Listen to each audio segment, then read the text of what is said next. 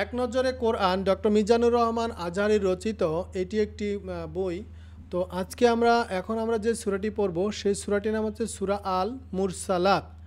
তো চলুন আমরা শুরু করি সূরা মুরসালাতের এক নজরে কোরআনে যেইভাবে বর্ণনা করা হয়েছে তারতিবিল নুজুল অর্থাৎ নাজিলের ধারাবাহিকতায় তথা কোন সূরার পর নাজিল হয়েছে অর্থাৎ কোরআন শরীফ যখন নাজিল হয়েছিল তা বিবেচনায় এটি হচ্ছে ৩৩তম সূরা।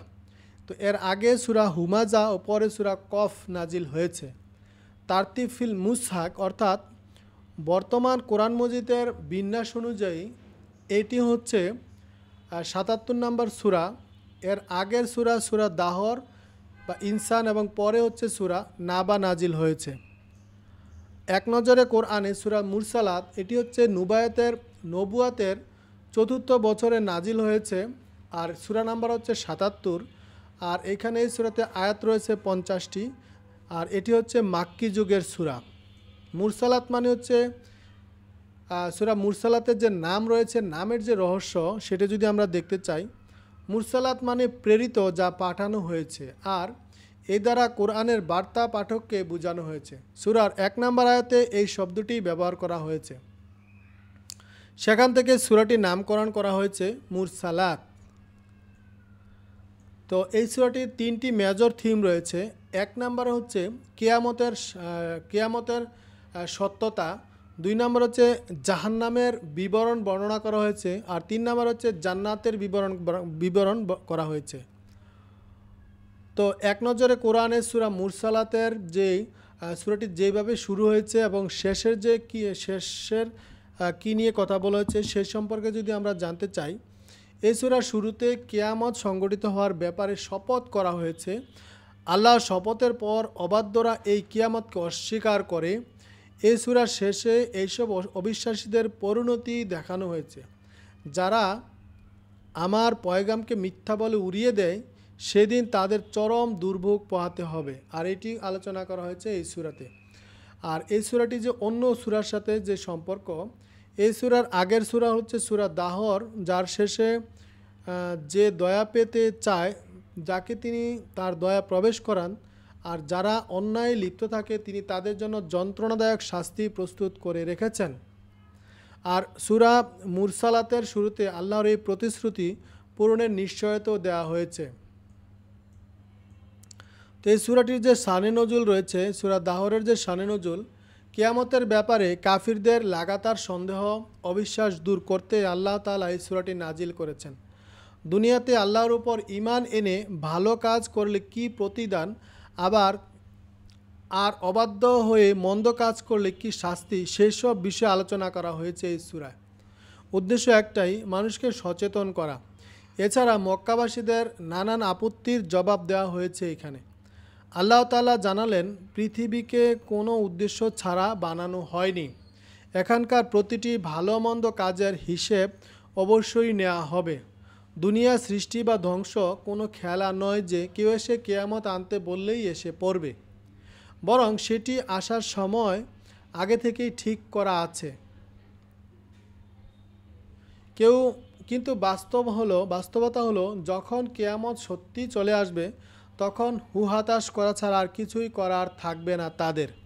তাই যারা কিয়ামতকে অস্বীকার করে তাদের সব আমোদ ফুর্তি কেবল এই জীবনেই, পরকালে তাদের জন্য অপেক্ষা করছে ভীষণ শাস্তি।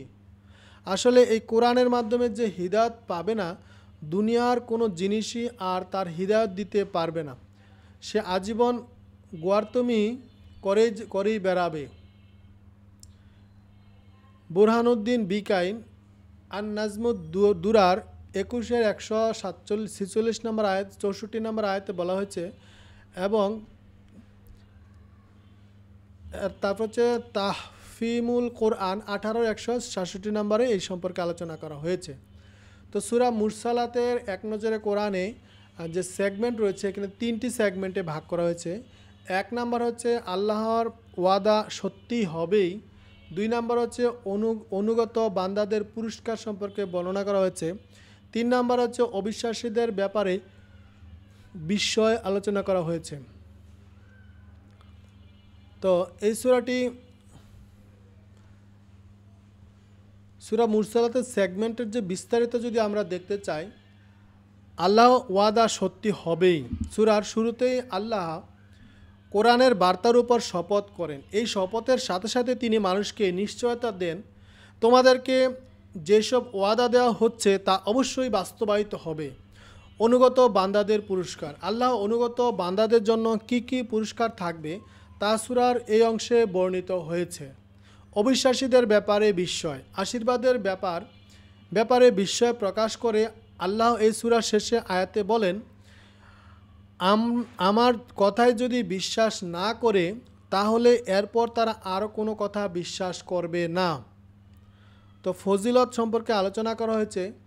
এই সূরা নবীজির চুল পাকিয়েছে, অর্থাৎ একদিন আবু বকর রাদিয়াল্লাহু আল্লাহ রাসূল সাল্লাল্লাহু আলাইহি সাল্লামকে বললেন, আল্লাহ রাসূল আপনার তো চুল পেকে গিয়েছে। রাসূল সাল্লাল্লাহু আলাইহি সাল্লাম বললেন, হুদ, ওয়াকিয়া, মুরসালাত, নাবা ও তাকবীর এই সূরাগুলো আমার চুল পাকিয়ে দিয়েছে।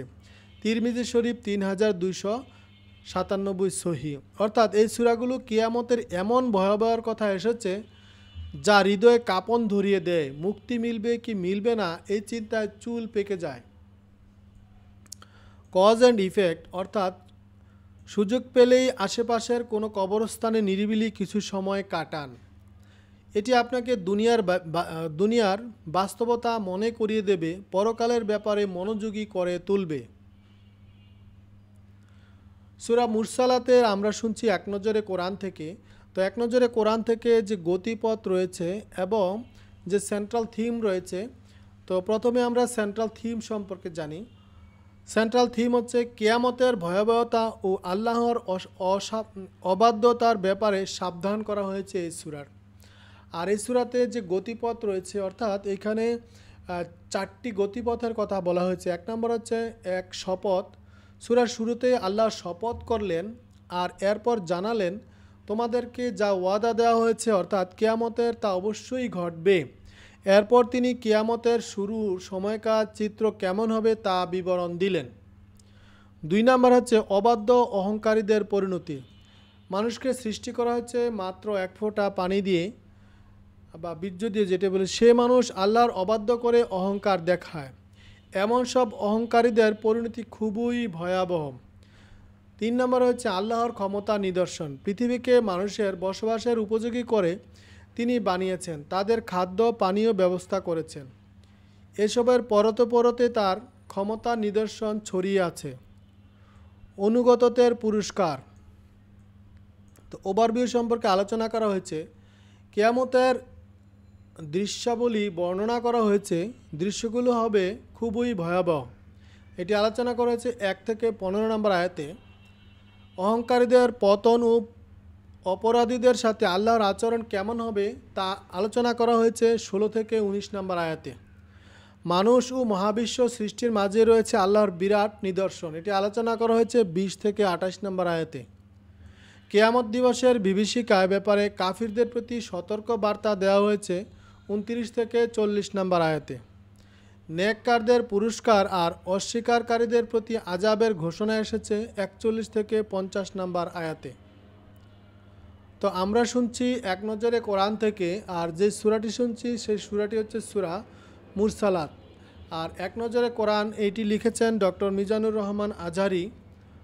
তো এখানে যে কেস স্টাডি রয়েছে এক নজরে কোরআনে, এই সূরার 20 থেকে 23 নম্বর আয়াতগুলো নিয়ে গভীরভাবে স্টাডি করুন।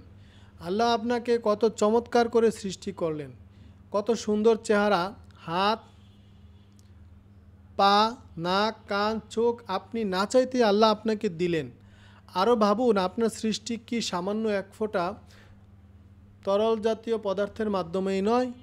আপনার মায়ের গর্ভে কত দারুণভাবে আপনাকে আল্লাহ সুরক্ষিত রাখলেন। এরপর দুনিয়ার আলো বাতাস প্রাণ ভরে উপভোগ করার সুযোগ দিলেন।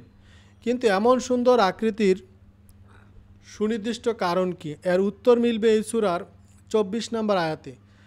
যারা আমার পয়গামের মিথ্যা বলে উড়িয়ে দেয় সেদিন তাদেরকে চরম দুর্ভোগ পোহাতে হবে। অর্থাৎ আল্লাহ আপনাকে সুন্দর আকৃতিতে সৃষ্টি করেছেন এই জন্য যে তার সব আদেশ নিষেধ আপনি সুন্দরভাবে পালন করবেন, মিথ্যা বলে উড়িয়ে দেবেন না।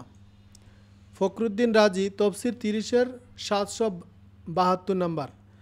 রিফ্লেকশন বা তাদাব্বুর, এই সূরার রিফ্লেকশন বা তাদাব্বুর সম্পর্কে এক নজরে কোরআনে বলা হয়েছে এইভাবে। এই সূরার